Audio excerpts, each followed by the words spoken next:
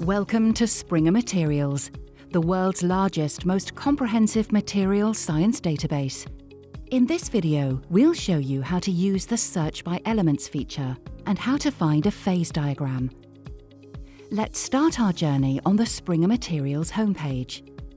Select Search by Elements at the top of the page.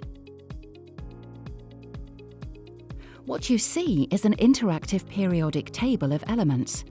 From here, select all of the elements which your system contains. For this example, let's look at silver, gold, and copper. Click on the elements silver, gold, and copper. To the right of the periodic table, a list of matching element systems will auto-populate with AG, AU, CU at the top. The number in brackets illustrates the number of documents available for this element system. Click on the first result.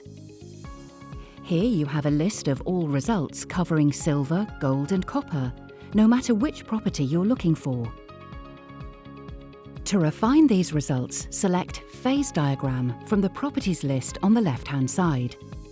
To do this, you can scroll through the list or type Phase Diagram under the Properties box. After refining by property, you end up with 106 results. Look at the headlines of the results list. Let's take a look at the third result. Click to open.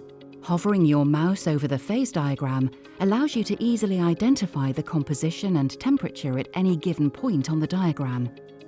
Left-click on the diagram to drop and record points of interest. All points are collected in the panel on the right-hand side. Download Diagram allows you to store the customized diagram, including the recorded points. To properly cite the document, scroll down and download the citation. The Download Citation button allows you to copy the citation using common data formats. To access the evaluation report from which the diagram has been taken, click on the link Ternary Phase Diagram Evaluation, located at the top of the phase diagram.